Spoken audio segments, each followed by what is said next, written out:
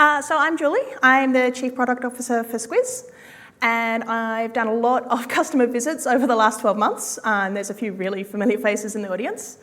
But I'm really excited for the opportunity here to be able to talk to you about our product vision and our roadmap and how we are going to be working together with you all to build really great digital experiences. So our product roadmap is really focused on building market-leading products that will work really perfectly well together and really seamlessly in concert with all the other technology that will really enable you to build genuinely meaningful and digital experiences to help your customers. So as you've heard from JP and Gav earlier, we've really reimagined what a composable DXP can build, and we be able to giving you the flexibility to use the MarTech stack that you choose and build really amazing things. So I have three really cool and big announcements for today. So they're really key roadmap items that we're going to deliver over the next 12 months, but I think Gav just gave me 10 months, so 10 months. So the first one, announcement one. So it's really vital that developers can be hired who can bring their own skills and get up and running really, really quickly. And we think it's essential for those skills to be employed in really modern JavaScript frameworks, using the languages your developers want to build in. We really don't want to limit what the code base your developers can build in and restrict that in any way. We also know that managing design systems can be really hard. Nat was just talking about them, but for a lot of our customers, they might be sharing design systems between different departments, different schools inside a university, and managing those can be really tricky. And content editors need to be more self-sufficient. They need to be able to self-service and easily use pre-built components, pre-built by Squiz, pre-built by our partners, pre-built by their own development teams, so that they can quickly build what they need and get it in front of customers as soon as possible. So to solve all of these problems, I'd like to announce our new component service that's in internal beta testing right now and will be released in March 2023. Yes.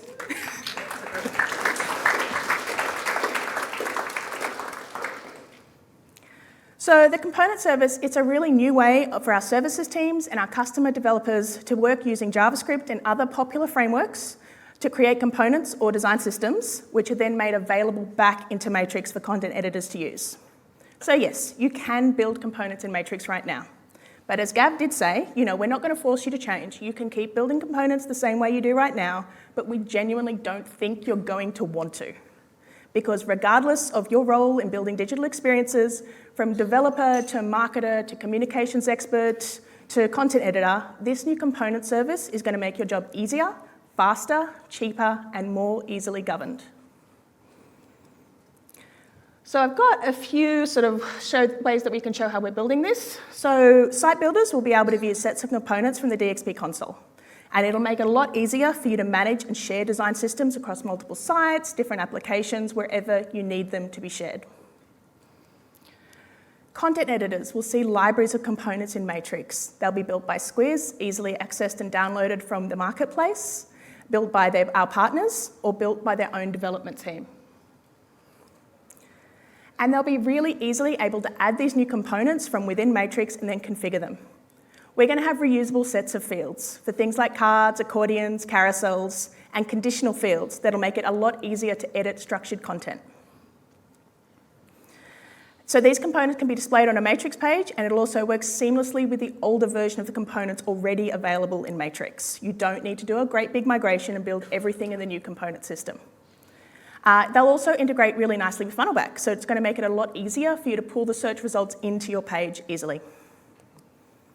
But you don't need to be on Matrix to use our new components. Components can be centrally managed, but easily used anywhere you need, including outside sites built on the Squiz DXP, like this newsfeed that we literally built 3 days ago on a WordPress site. So this is real.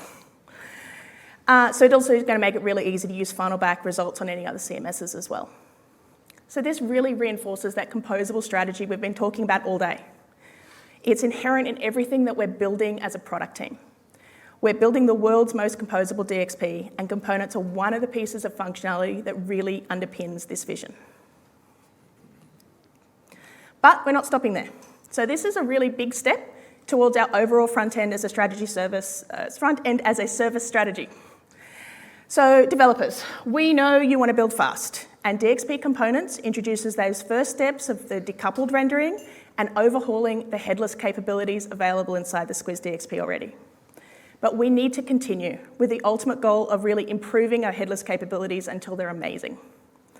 So we're not saying you have to build headless. The components will work equally well on headless or head-on solutions, but we're giving you the flexibility that we know you need. Content editors. So the work we're doing now is really paving the way for us to iterate on a much better, more intuitive and easier to use visual page builder. So this will be like an evolution of the current editing experience. We're going to add in a lot more capabilities that's refined and optimized. So we want that ideal content editor authoring experience.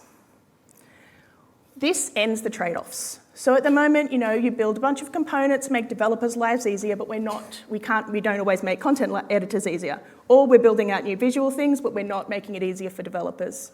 Building out this front-end as a service strategy is ending that trade-off. It means we'll be able to build things that developers need and content editors need, underpinning it all with better organizational governance. So if you'd like to learn more, including some live demos, there's an afternoon session with Chris and Greg. And also please contact your account manager or Chris. There's a booth out there around Ask a Product Expert. Come and ask for demos, come and talk to us. We'd love to talk to you about the component service and if there's anyone who would like to be an early access customer. Second announcement.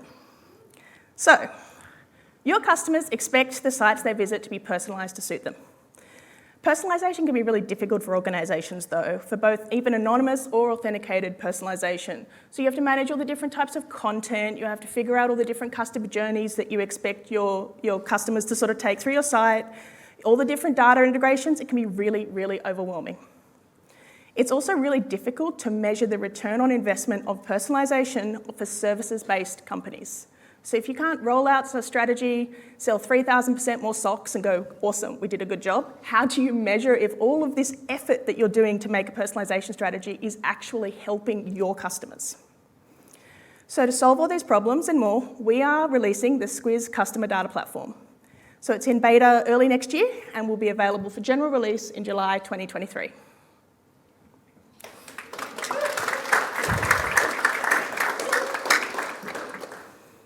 So the Squiz Customer Data Platform, it collects data in a really governed way from all different sources. We've got web, mobile, CRM, call center, Internet of Things sensors, if you want, and it unifies it to create accurate customer profiles in real time.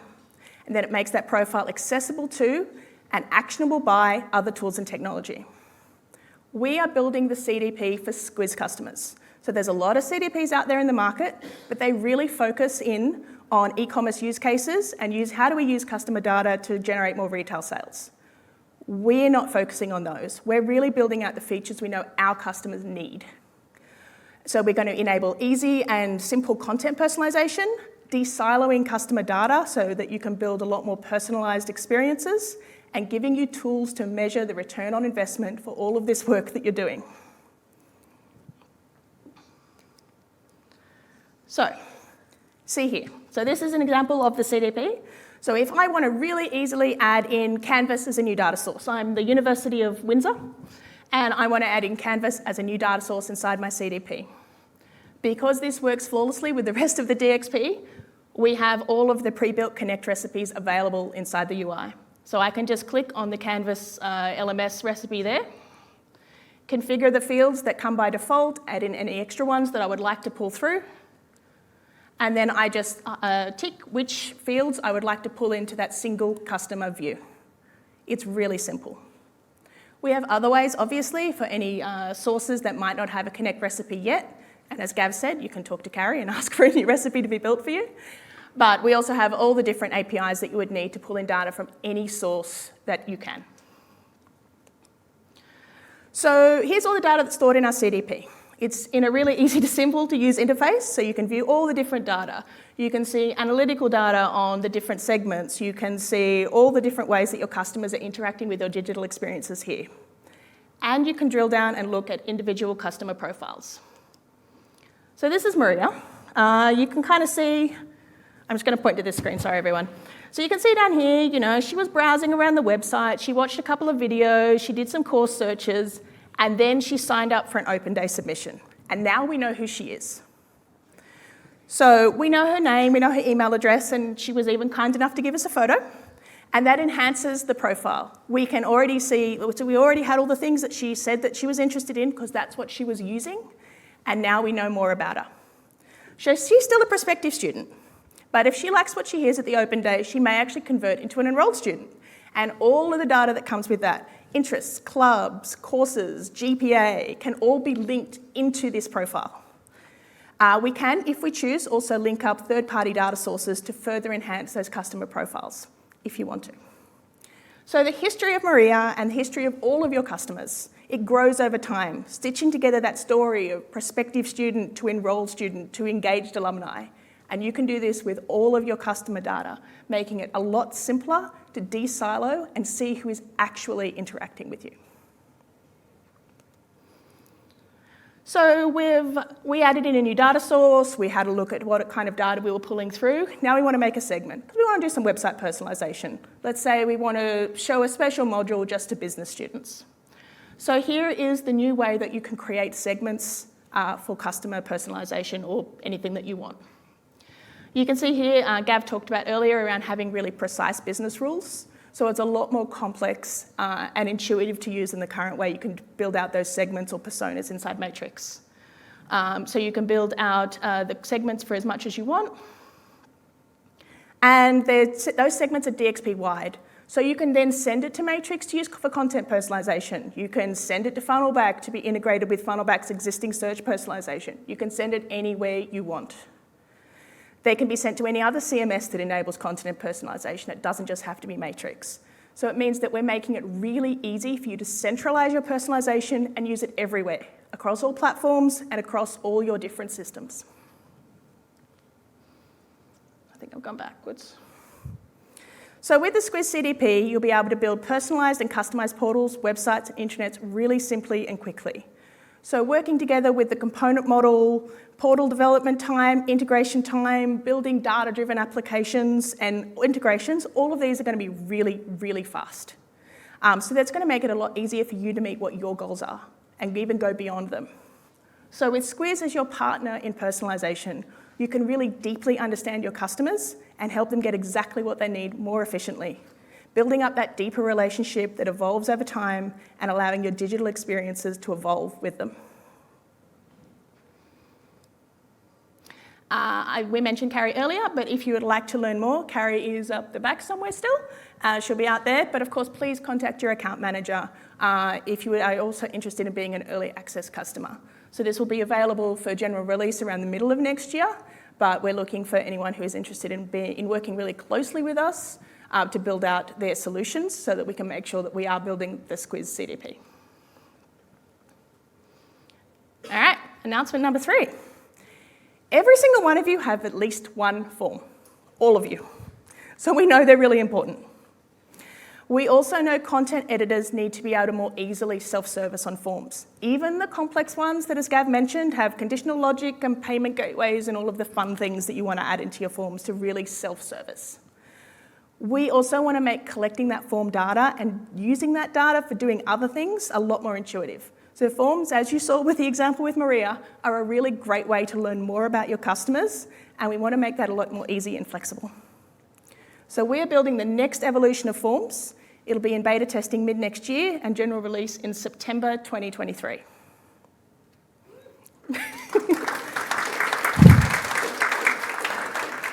So we're really focused on making them a lot easier to use. And non-technical users will be able to easily and simply create forms, and the data will be saved. And of course, this will obviously integrate deeply with the Squiz CDP to make sure that we're building up that progressive profile over time. So there's a lot of cool features that we're going to have in these new forms. So non-technical users will be able to take advantage of all of these. A drag and drop builder, so being able to much more easily create forms with a drag and drop interface. Multiple default field types and field validation. We've mentioned conditional logic a few times. So conditional logic, multi-page forms for those really complex ones. You know who you are. And easy payment gateway options. We don't currently make it very easy for you to get money from your customers, and we'd like to make it a lot easier. And then the ability to embed digital signatures. We know this is very important, especially for our government clients. So a few designs. So you can see here, so within the Squiz DXP console, you'll be able to see a list of all of the different forms that you currently have available. Check the views, responses, look at trends and responses, for example. We're also really focusing on trying to make the forms easy to use. So you can see here there's the number of different form fields that are available. You can drag them over and build up your form easily with really simple methods for both complex and simple types of different fields, and also having different types of styling and themes that can be built by your developer team. So once built, the forms can be really easily embedded inside websites using Matrix, using the new component system inside Matrix. So it'll be easy to see all of the different available forms and embed them into your content. And you need to be able to preview them to make sure that you can see contextually what the form looks like inside the rest of your content. So if you would like to learn more about forms, talk about how you use your current forms and make sure that all the work that we're doing is going to make your lives all a lot easier, Eugene is right there. So please bail him up outside and ask all of your forms questions, or contact your account manager. Again, we are looking for early access customers who'd like to work with us to make sure we're doing the right thing. All right. So I said I had 3 big announcements, but I have a couple of other things I'd like to share with you on our roadmap over the next 12 or 10 months that I'd like to also talk about. Search and insights. So we have a really exciting roadmap for Funnelback with a number of improvements being rolled out over the next year. So by mid-next year, we're going to incorporate rendered page content in Funnelback searches. I know this is something that a lot of people have been asking for, and we're going to be delivering it. We're also building a much more user-friendly version of Curator, which we're referring to as Curator 2.0. It's going to be a lot easier to manipulate content before and after it's indexed with our new plugin model. So there'll be an existing catalogue of plugins that you can download from the Squiz Marketplace and use, or you can build your own really easily. And this will let you transform content prior to indexing it and make sure that you get the best search results for your customers. One really exciting thing is there's a lot of analytics inside Funnelback, and we're moving to more active analytics. So at the moment, you have to remember to go and look at all your dashboards to see what's going on. Instead, you're going to receive nudges and alerts when something of interest happens, complete with the what, the why, and recommendations for next steps. We're also really improving the usability of Funnelback. We want to make it easier for people to configure and set up through guided user journeys. And lastly, but probably most importantly, we are really focusing in on improving the core search functionality. We're using all of the new advances in AI that we can build into it to make sure our search and insights offering is going to be even better. So Gav put sort of something like this slide on there earlier, which is you all have the DXP, which is true. You do all have access to the DXP right now, but we want to make it easier to access as well. So when you buy a composable DXP, you're still buying a platform. You can use a different CMS or a different integrations partner or multiple integrations partners, but they need to talk. You need certainty of what is going on across all of your digital experiences. So as part of that, we are refreshing the DXP console to make it easier for you to get access to all the products you have, as well as Gav mentioned, we're giving everyone who doesn't already have access evaluation versions of our search product, Funnelback, our integrations, iPads Connect, and our data services product, Data Store. So you'll be able to get evaluation versions, try what you like, buy what you love, and then pay for what you're actually using. But as part of that, we also need to give you that talking, the connecting the parts of the composable DXP. So we're building out 2 extra areas here. You can see Insights and Optimize. So Insights is where you'll see tools that'll give content editors, marketers, communications professionals, and developers more ways to understand your customers and how your sites are being experienced. So I spoke earlier around Funnelback moving to active instead of passive insights, and all of these will be active insights. They'll enable you to get nudges when your site isn't performing the way you expect, and tips on how you can improve it before your customers even notice. Optimize is where you'll find tools that'll let you improve your digital experiences for your customers. Aimed at marketers and communication professionals, we'll be rolling out a lot more ways to optimize your sites, including powerful AI integrations that'll identify and offer suggestions to fix any bottlenecks that your customers may be experiencing on your sites. So I said I had 3 big announcements, so just to recap, we have the DXP components coming in March next year. We have the customer data platform coming in July, and we have advanced forms coming in September. As Gav said, all of these are being worked on right now. We also have, over the next year, improvements to the DXP console, making it easier for you to access the products you already have, and updates to Funnelback to make our search experience even stronger. So we said at the beginning, we've been talking all day, we are building the most composable DXP in the world, the easiest DXP to use, the DXP that gives you faster time to value, faster time for your customers seeing how your organisation can serve them. This roadmap is how Squiz will enable you to reach your organisation's visions and goals faster and easier. We'll flexibly integrate with the technology that you want and let you come as you are. Thank you.